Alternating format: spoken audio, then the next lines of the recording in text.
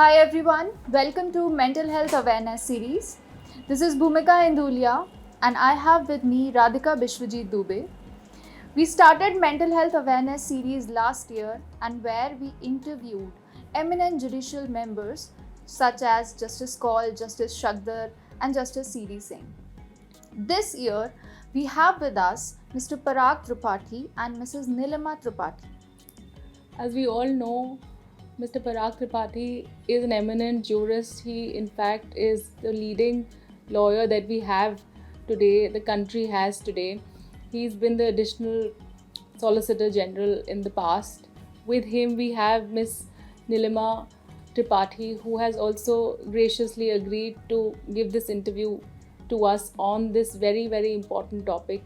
Ma'am is a senior advocate practicing in the Supreme Court, and interestingly, she was a chartered accountant before she switched to being a lawyer and helping us through this. So, request you to please share your journey so far. That's a tall order in many ways. But yes, there was a very nice statement made in a judgment of the Supreme Court about the journey of a successful lawyer. And it has an element of sarcasm also.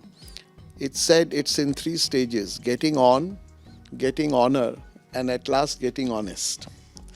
But I can tell you that I didn't follow that because of the place where I was born, particularly my parents, my school, which is Sardar Patel Vidyalaya, and my senior with whom I did most of my chambering and deviling, that is Mr. Venugopal. So I reached the 3rd stage very quickly, getting honest. But the other 2 stages took time.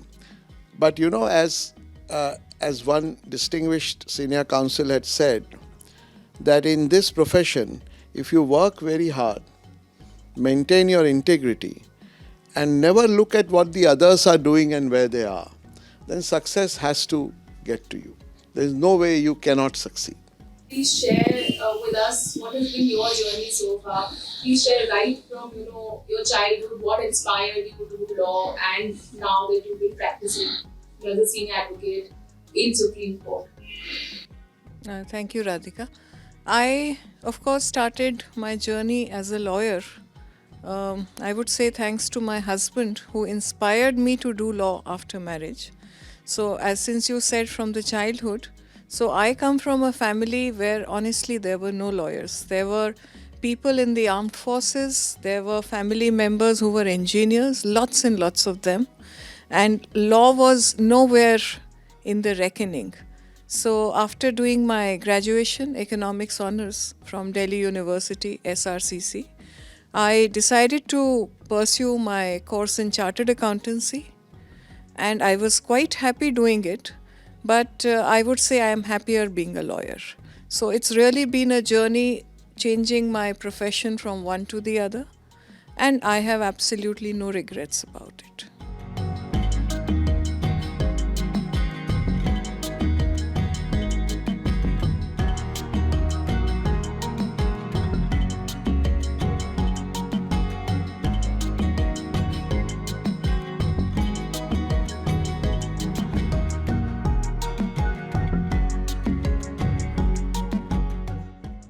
It's an ongoing struggle really to maintain work and life balance. As my friends and I have had very illustrious batches where I've been associated, both in St. Stephen's College, Law Fac, and even at the Harvard Law School. I'm told by my friends that I was a very boring and studies-only guy till I was in law school. It is only when my parents left, my father went for a teaching assignment. He was one of the most respected jurists in India. So he went for a teaching assignment to Australia, and I was forcibly shifted to hostel or residence as it is called. And that is where I realized that there is life beyond working in the library as well. Then I, of course, joined law, and since I really didn't have any godfather, it was just hard work. And there, of course, Nilima and my parents were a bedrock of support to me. But as I went along, I acquired or developed hobbies, some of them together with Nilima. So Urdu poetry, collecting coins and reading about them, drinking on and off wines but reading more about them. And these really make life so much more charming. So of course you have to work very hard in the profession, and it's a very, very difficult profession in many ways.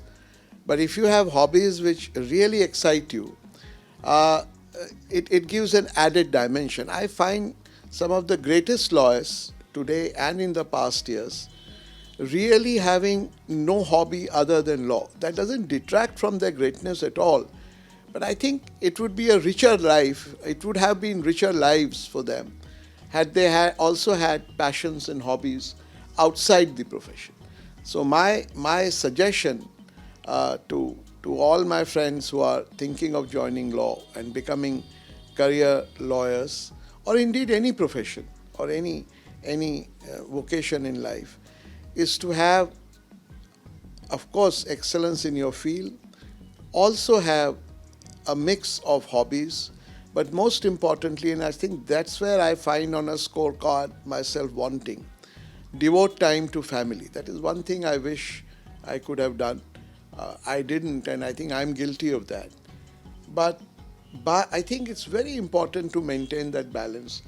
And the beauty is that there is no formula for it. In a different context, an American Supreme Court judge had used the phrase, I know it when I see it. Now that he used for obscenity, test of obscenity. But I guess the same test would apply to work-life balance. I know it when I have reached it. So far I have not yet reached it, but I think I'm getting there. So, ma'am, we know that you've been a chartered accountant and you switched your career from being a chartered accountant to being a lawyer, and you said that Parag sir was really supportive in that decision. Is career switch, or has it been daunting in that sense for you, and if so, how? You know, in India, I personally feel the way the women's life is structured, you need family support all the time. And fortunately, in my case, the family support was there. Insofar as making the jump from the profession from one to the other is concerned, I think some apprehensions will always be there. What if? But because the support was there, and I would say chartered accountancy and law are very overlapping fields. So even today, and in a major number of my matters, and in, I would say, my major matters, wherever there are financial issues involved, accounting issues involved, I am able to use that learning to my advantage, which I would say actually sometimes gives me an edge over the others in terms of preparing the case, in terms of presenting the case. So I would say that really goes to improve the merits of the case, goes to my advantage. So yes, I did have those apprehensions for a very short while, and that uncertainty, but fortunately it all got dissolved fairly fast. And as I said, there have never been any regrets. Rather, it has worked to my advantage always. During this struggle, any particular instances sort of that you like to share, because you had no background, for example, of any lawyers or a family of lawyers, supporting you. Yes. You decided to also change your career. Any Yes. particular instances which come to your mind, now that this question is being put to you? No, I will not say that I didn't have any support, because as I said, I did law after I was married. So I was married into a family of lawyers, because Parag himself was a practicing lawyer, my father-in-law a professor, and his grandfather was a judge in the Bombay High Court.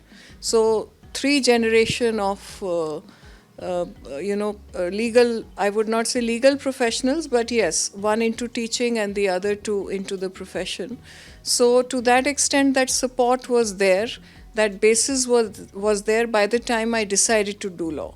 So no particular instance really comes to my mind in that sense, except, like I said, those apprehensions and uncertainties are always in the mind as to whether it will be all right to change my profession.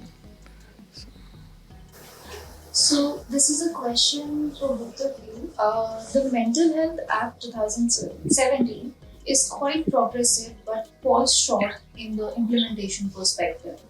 So, what would you suggest to bridge the prevailing gap? So, you say it's progressive. Yes, it certainly is progressive.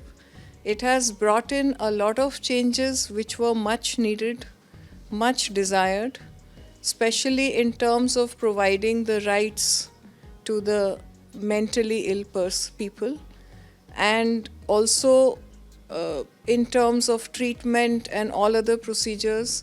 The provisions, for instance, regarding providing for insurance for mental health treatments, also decriminalization of suicide, and several other provisions, the formation of the board, some, at least some beginning to laying down the role of the state and the center. All those are there, but I feel that we still have a long way to go.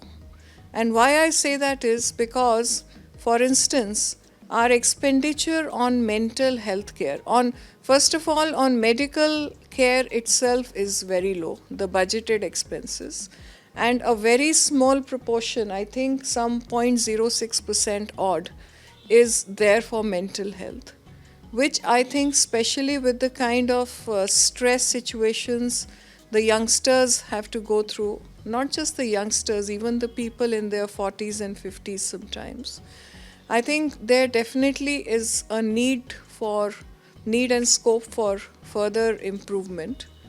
Then proper mobilization of resources and the creation of the infrastructure.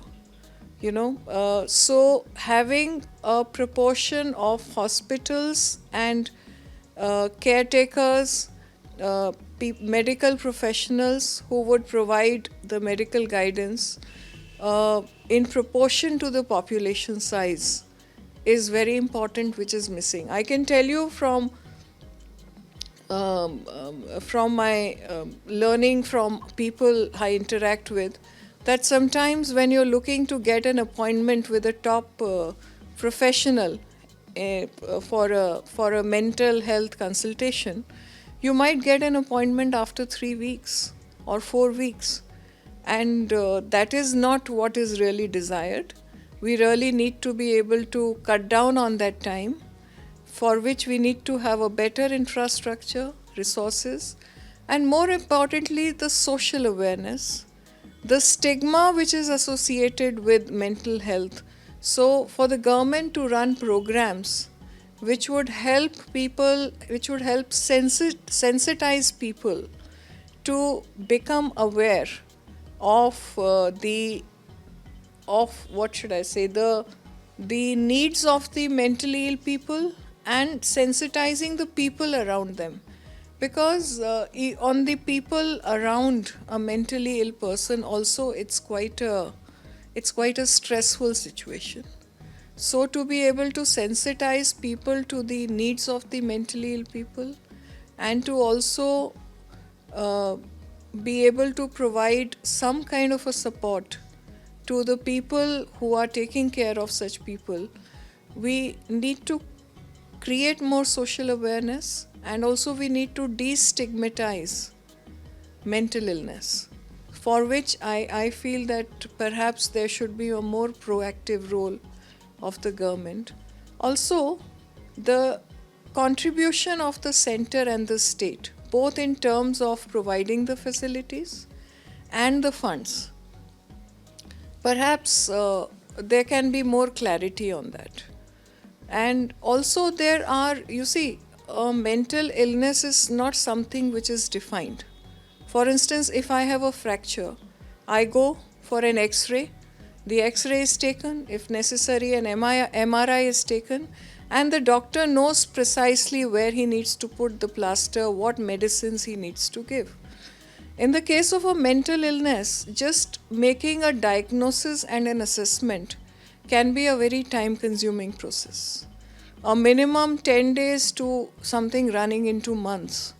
So, to be able to cover that situation, it's very important that a greater flexibility in terms of the role and of the caretakers, the medical practitioners is provided. Maybe some rules can be there, but the flexibility of procedures needs to be improved, is what I feel. And another step forward, which has been very good, is the provision for the advanced directives. So, that is something again very good. But I think clearer guidelines in that regard would be of further assistance. The Mental Health Care Act, in many ways, was a path breaking legislation. And it suffers from all the problems that a path breaking legislation has. On the positive side is that it recognizes and puts on a statutory basis the requirement of mental health care. It makes it clear that there are rights of mentally ill patients and you have to treat them with sensitivity and empathy. And they, of course, have enforceable rights. The problem is that in the average mind, there is a stigma attached to mental illness, as if the patient is at fault, which is very unfortunate, which is there, for instance, in criminal law too. Take the case of a rape victim. So the stigma is attached to the victim, which is ridiculous. The stigma cannot be attached to the victim. So the same way, in a different context, the stigma is attached to the victim or the patient. And then, as Nilima rightly pointed out, mental health doesn't have quick fix solutions. There are no, all right, you got pain, all right, take this painkiller and that pain will go away. You have a running nose, all right, it's allergy, take an anti-allergen. There is no such quick fix that you are depression, all right, take this pill and tomorrow you will be fine. Because it has causes which are not yet fully understood. So it's a science in progress and in development. It's a work in progress. Therefore, it needs huge resources. And as Nilima was saying, that the total resources which we have for medical health, forget mental health, is 1.15% of the GDP. Mental health is 1% of that 1.15%. But it's not only a question of funding. In a country like India, funding is always an issue. But it's also a question of changing the mindset of all of us and looking like we have had in the past. You look at handicapped people with empathy. People actually stop and try and help them cross the road. But it doesn't end with that I give and you take relationship. It has to be that I respect your individuality and I'm doing what any person would do, not out of any great social service, but because that is how civilized people should be. So I think we need a change of thinking, and I think it should be a part of the educational curriculum, school onwards, so that children develop that empathy over time. Because human life, particularly in schools, there is a huge amount of unthought of cruelty. Anybody who is different from the mold is immediately targeted as somebody who's to be ridiculed. I remember in my times when I put on specs, because right now almost all children have spectacles. It was unusual. So there was a lot of stinging sarcasm even on that oh, here's a guy with 4 eyes. So every generation has these issues. Mental health, issues like right of different sexual orientation. These are the issues in our times. Respect of women, that women are equal. So these are issues of our time, and it will take a generation for people to get used to these rights.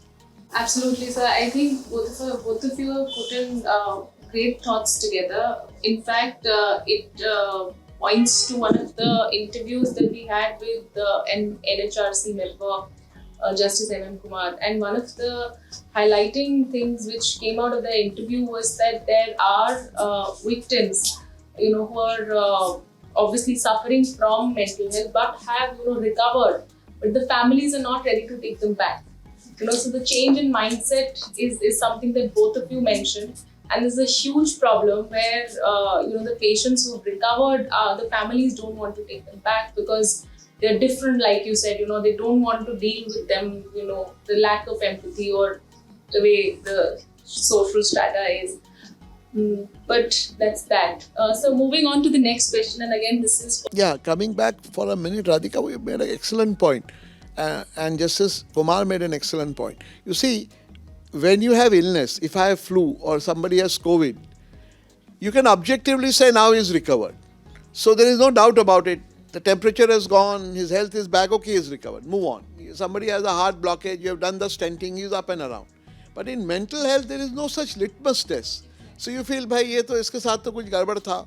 And then if he loses his temper sometime, you say, he's back to where he is. we're going to deal with it because we do not know the lack of awareness. And objective criteria which the science is yet to reach there. It's the work in progress. These days we see students dealing with so many suicides we hear these days. The lack of work-life balance. So many topics like this are going on, especially amongst the students or the new generation lawyers. What would be your advice to the first generation lawyers, students who would want to pursue law? That's number one, and the ones who have just finished law and are first generation lawyers. Today's world is very stressful.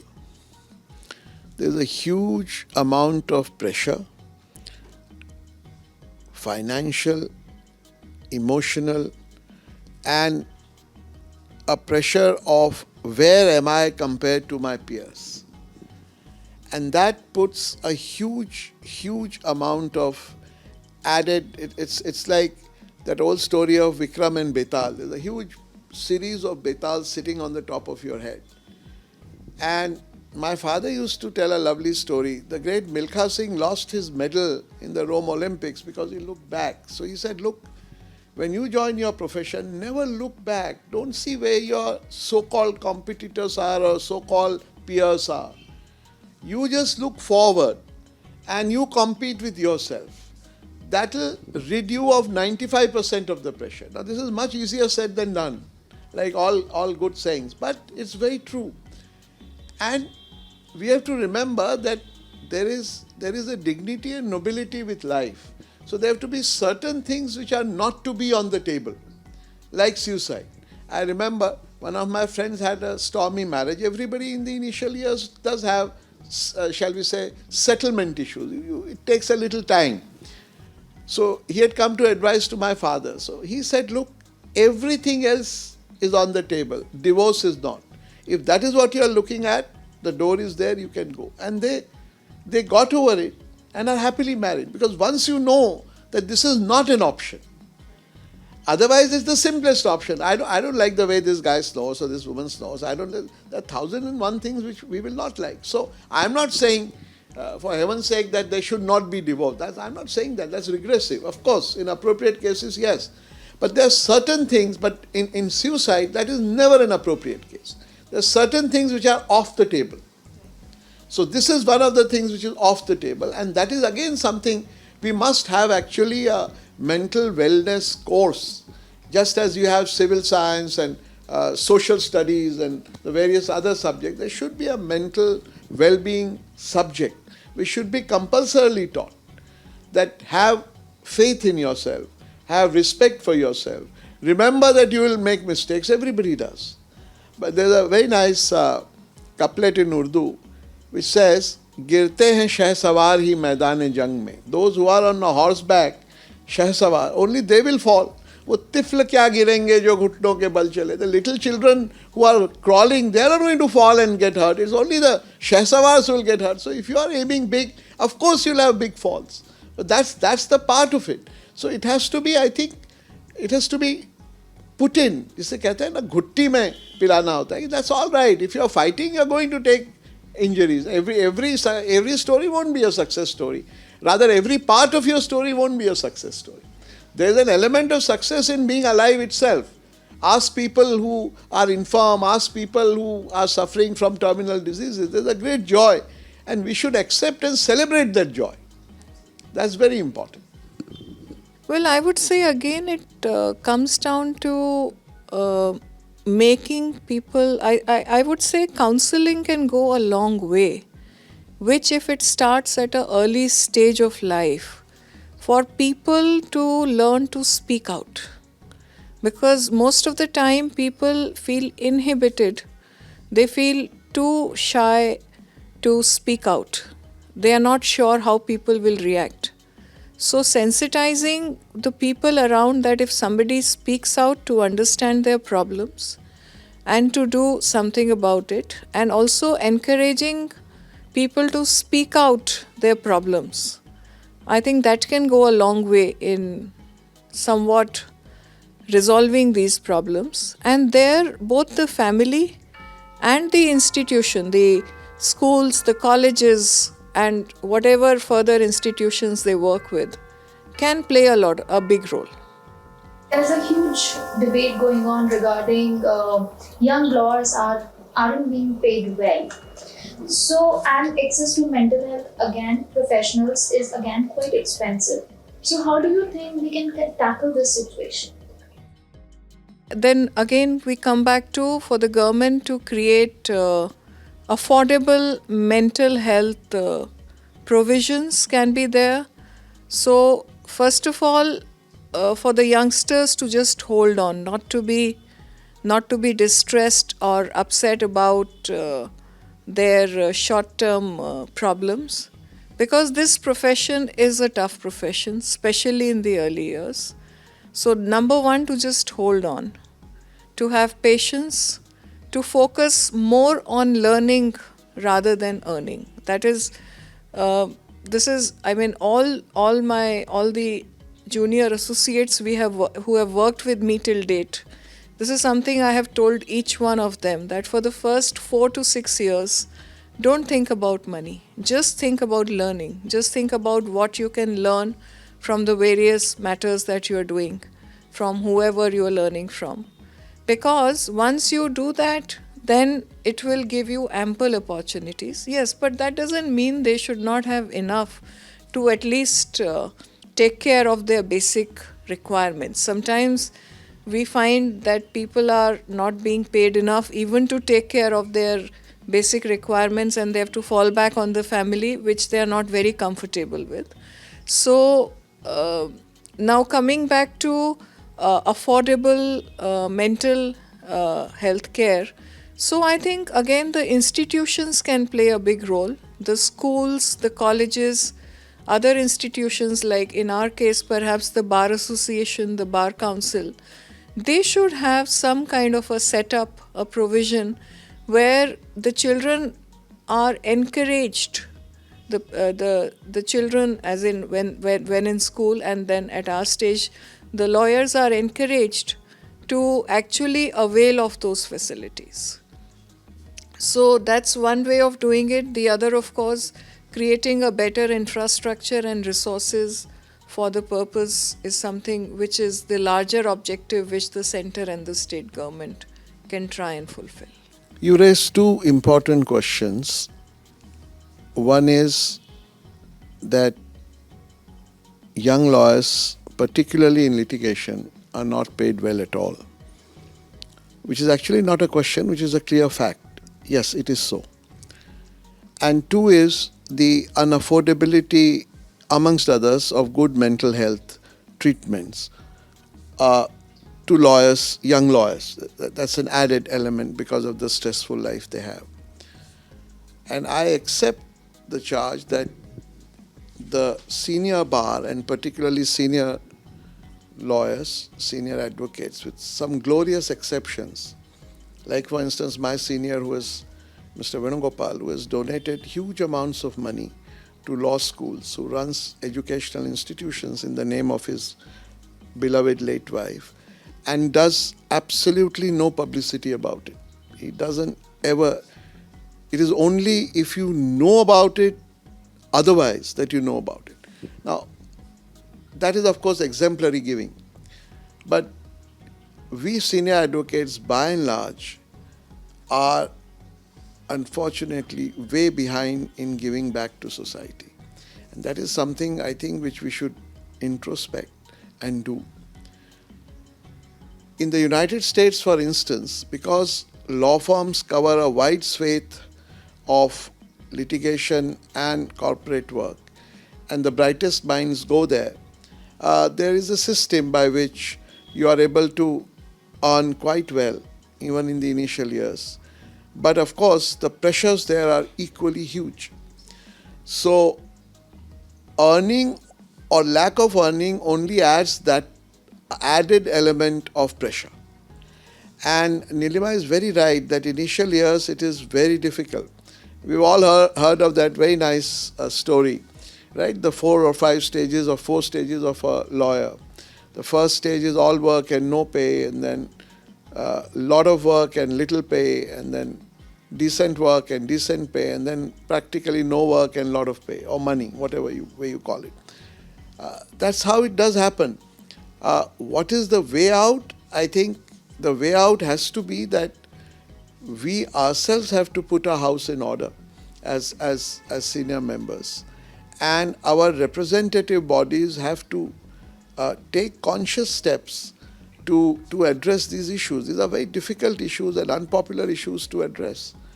And there is frankly no specific generic answer.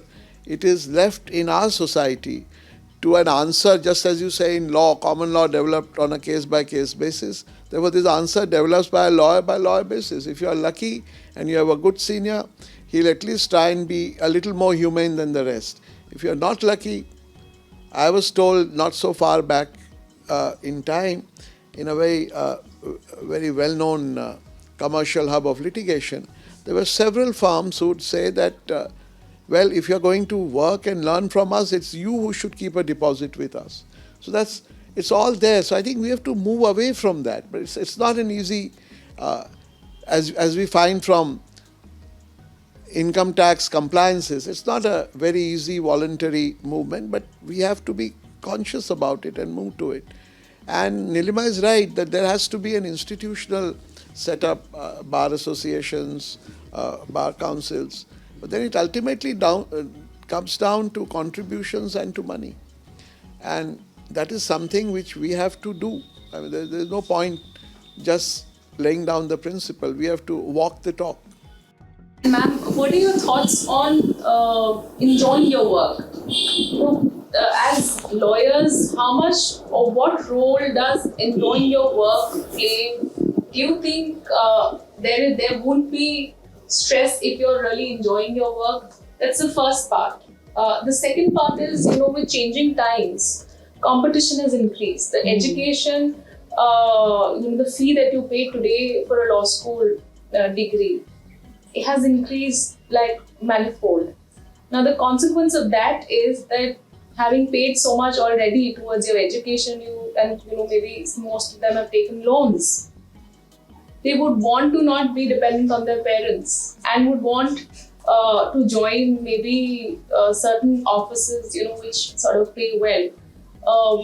Now this is a vicious circle.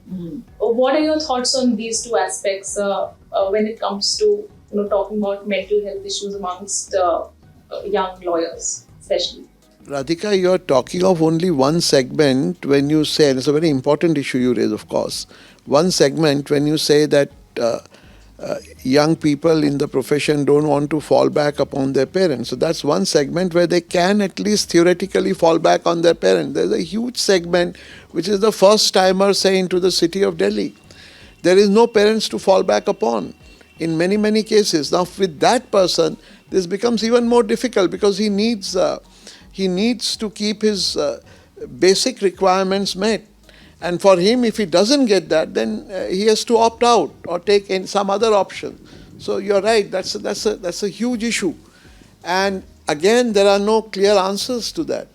It has to be at a level where, the great Professor Hart, when he described law, he said law has an internal element. It is that we don't he of course gave an English example. We don't carry our hat into the church. Or when a traffic light is there and it turns red, we stop the car. Again, a very British example. Doesn't gel with India, right? But it has to be something like this. It has to come from within, where you say, no, this is not right. I have to encourage my chamber colleagues. I have to give a return I have to give a stipend which is reasonable. It's very difficult to force it. So I think it is something which we have to all work at, and we have to look ourselves at the mirror once in a while with a slightly critical look and find out that what are the things we have to improve. And you're right, it's for a youngster today to get into this extremely competitive profession, it's a whole cauldron full of pressures, and there are very few safety valves. So he has to therefore be ready for it. But believe me, if you are able to survive it in the initial 4, 5, 6 years, then life becomes much easier. As they used to say about the great Australian fast bowler Thompson or Tomo, that if you survive his 4 overs, then you are done. You have no problem, because then his fire would go out and a couple of boundaries would be hit and things would become normal. But those 4 overs are difficult. That's how in the profession, the initial years are very tough. But I found, for instance, in Delhi High Court, which is of course my parent High Court, that if you did one good argument, even as a junior, your senior is tied up somewhere, or there's some matter which was taken by the senior long ago, and he's just it's a chamber matter and he's given it to you. One good argument and the word would go around that this girl or this boy is good. In many ways we are lucky and blessed to be in Delhi, but Delhi High Court has had that unique distinction of judges being very, very sensitive and very, very encouraging of youngsters, and particularly youngsters whom they know nothing about, just based on the arguments. Sure. So the second aspect to the question was the enjoyment part, of how much do you enjoy your work, and the context. Let me give you the context to this question. What is happening is that with a 5-year law degree, and you're just out of school, sometimes, there are people who are absolutely sure of this is what you want to do. But with a 5-year law degree, you've already entered the law school. Now, sometimes, you've done your first and you realize you don't want to do this. So, what is happening these days is that you have the law degree, you're doing something, but maybe you didn't want to do it, but now you have no option, no choice, and you're doing it because you feel that now this is something that I've chosen for myself, and I just rather, continue on with it. What do you have to say about that, sir? So the comparison really between 3-year law degree and 5-year. I think it was Rumi who had said that the more absolutely sure you are about things, the more ignorant you are. Because the more you know how much little you know, right? But the point is how to convert it into a philosophy of life. And I remember I used to have big arguments with my father, Professor Tripathi. And I said, no, 5 years is a very good thing. It saves a year off. Youngsters can start earning quicker. And he said, no, you need 3 years in a graduation, in a field other than that of law. Because you have to have that experience, and you have to bring that experience into the legal profession or in legal teaching, which comes from a mathematics undergrad degree or a science undergrad degree or a philosophy undergrad degree. If everybody is following the same thing, then you become an animal farm. It's just that it's like a McDonald's burger. Have you ever come across a McDonald's burger which is better than another McDonald's burger? They're all good, but they all remain there. Whereas if you go to any person who cooks every day, like in Old Delhi, and have Mughlai, every day his dish tastes different. So that variation has to come in. It can't be. And I also find most of my juniors have done 5 years, because that's what everybody does. All the bright minds go there. And I find the other problem is that there's very limited interaction. It's the same batch, same people, up and down, the same views. Unlike when we were in college, and I was doing economics honors, for instance, from St. Stephen's. So you had somebody in maths, you had somebody in history, everybody had different views. Everybody was sure, because all of us were ignorant, that the view which I have is the only correct view. So therefore, coming back to 5 years and 3 years, I really think that 3 years plus 3 years is a better option. It gives you a wider range of experience, a wider introspection, which stands you in good stead. And as Nilima said, for instance, she's a chartered accountant. Now, as a chartered accountant, you bring an additional incisive way of looking, particularly at finances, at numbers, at consequences. As a physicist, you have a different view. As a mathematician, you have a different view because you are very sure that this plus this can only mean this, but you realize it may mean something else also. So these are all things which you bring with you on the table. So I think there 3 plus 3 is perhaps a better idea. You know, you said people who have done 5 years. I can immediately think of at least half a dozen cases I know of where after the 5-year course, people have chosen diverse fields to work in. So one is into photography, one is an IAS officer, another has gone into banking services. So I would say it's very important, number one, that you believe in yourself and believe in your passion. So just because you've done a 5-year course, after that you suddenly feel that no, this is not for me, there is something else which I want to do, then I think it is for you to really pursue that passion and to go ahead with what you want. There are also examples in the reverse where people have started with something else but come back to law at a later stage because they felt that no, this is their passion. Despite family pressures and other pressures, they choose to do law after, having worked elsewhere or done some other degree. So it's really for you to believe in yourself, to give yourself time to think, and then to decide, and then pursue whatever you have decided for yourself. Any particular case that you have dealt with in your career which has affected you in some way? You got it back home and affected you vicariously.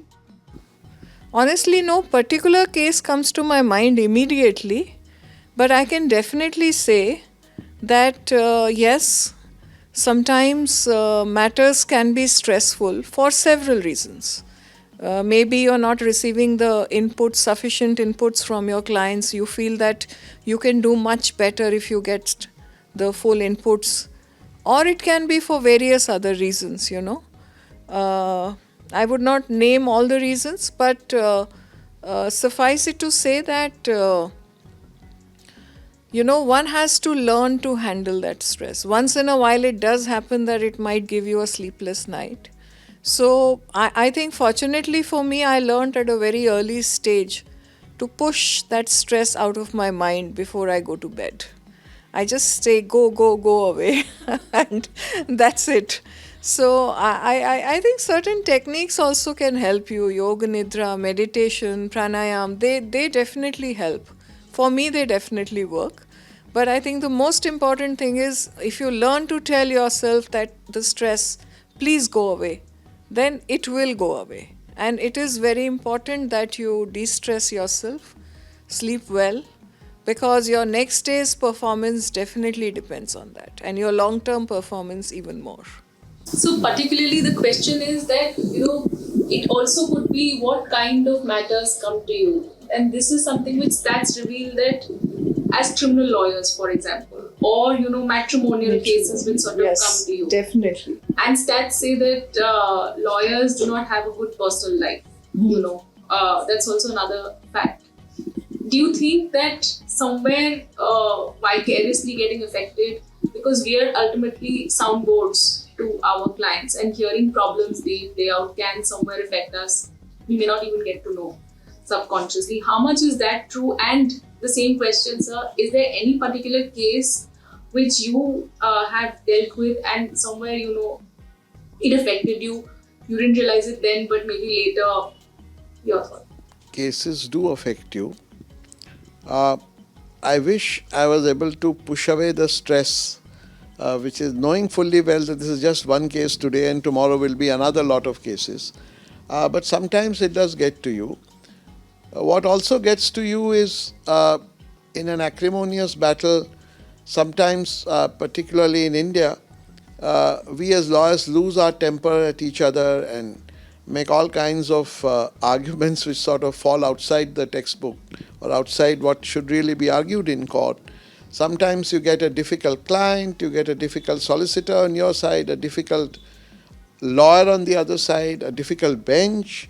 So these are all parts of it, but I think sooner or later you realize to sort of move on. Uh, I have not had any, because I don't do criminal trials and I don't do too many matrimonial matters. So there have never been really a case which has shaken my soul. But yes, I have seen serious injustices being meted out either to my client or client on the opposite side, and that has saddened me. And sometimes because of incompetence of the lawyers, sometimes because in India you have some justices who have very firm views on what's right and wrong, quite divorce what is the subject matter or factual matrix of the of the dispute. Not long ago, we had a very distinguished judge in the Supreme Court who said that in my long life I have never decided a single case in favor of a landlord. Now, if in a bench like this you appear for landlord in what you think is a fair case, it does make you feel terribly sad. And if you appear for a tenant in what you feel is a unjustified case and you succeed, it does sadden you. But you realize how little you can do it. So there's this huge amount of heartburn which is there. But I guess you learn to live with it. And there's a lot of humor in court as well. So that's what keeps it alive. But I'm sorry to say that the humor element is drowning out in louder voices and more curt, particularly inter-advocate interactions, which I don't think are necessary. So, sir, next question is about the hustle culture. Everybody's running these days. They have too much on their plate which they can manage. Right from advocates to students who are going for internships, moods, and everything. Everybody is running, and there is very less time with them for maintaining their life balances and thinking about the mental health. So, what are your thoughts on this hustle culture? I think one has to learn to take only as much on your plate as you can handle. But having said that, at times, there are commitments. So, for instance, there is a matter, something else also gets listed along with it. So, there are pressures. Those are temporary pressures. But to take all the time something on your plate much more than what you can handle, I think that is wrong, because then you're doing injustice to your clients, you're doing injustice to your briefing lawyers, or even I would say doing injustice to the system as a whole. Because it's important that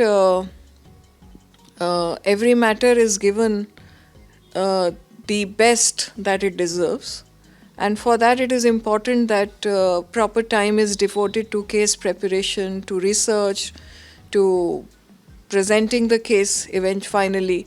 So I would say that yes, it is very important that we organize ourselves, and this applies not just to this can also apply to the employer, that is the senior lawyers who are hiring the junior lawyers. But this sometimes even applies to the junior lawyers. They feel that, oh my God, I will learn so much more if I handle 10 matters in the office for the next day instead of just handling 2 or 3, and try and get into each matter, because then again you cannot do justice to all the matters. So learning to take only as much as you can handle, and likewise for the seniors to try and allocate in a manner that not just expecting, okay, I'm paying this guy well, so he should be handling all my work, all my matters. So that's very important. Yes, absolutely, I totally agree with you. See, this whole hustle culture, I like the expression. The whole hustle culture, if one has to sum it up, is really what is captured by the acronym FOMO, fear of missing out.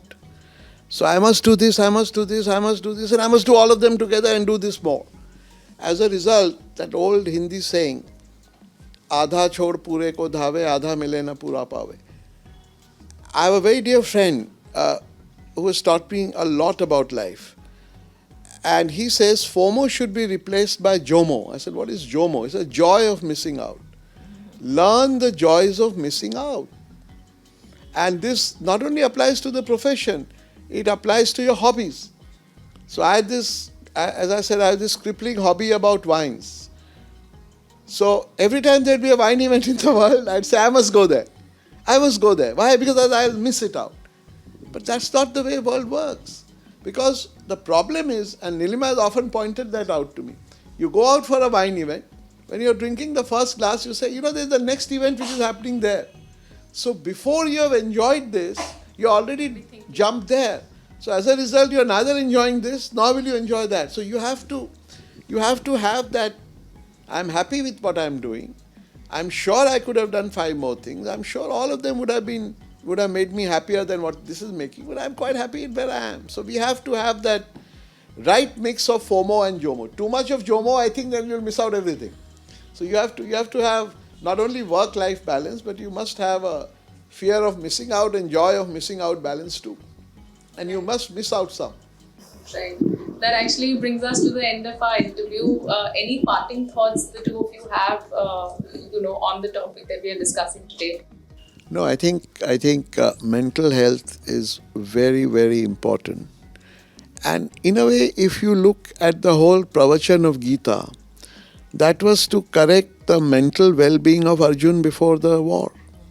Because Arjun goes there and says, why should I fight it? Because if I succeed, I would have killed my own people. And if I lose, I'll die anyway. So he had that mental health issue. He didn't want to really fight. So Gita is really an answer to that. That you have to have that equanimity. And you have to do Nishkam Karm is misunderstood, that you must do your work and never want the reward. That's not what Nishkam Karm is. Nishkam Karm means, in my limited understanding, that you must do the right thing. And then don't ask for reward, because it will itself come. But not that you do whatever you can and then don't look for the award. That's not, or reward. That's not the essence of Gita. Gita is do the right thing, unhindered by what you think you may or may not get from it. So, Gita really is an answer to mental health care issues, in a way.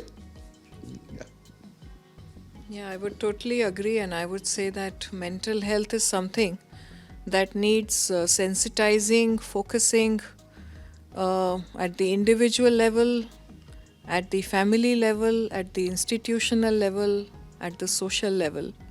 So, I think, and that can be achieved and can happen only if everybody makes that effort. Thank you so much, both of you, for having spent this time with us and sharing your valuable thoughts. I'm sure our audience would really be encouraged by hearing these thoughts. Thank you. It was a great pleasure. Thank you. Thank you for this opportunity for sharing the thoughts. Thank you. Thank you so much.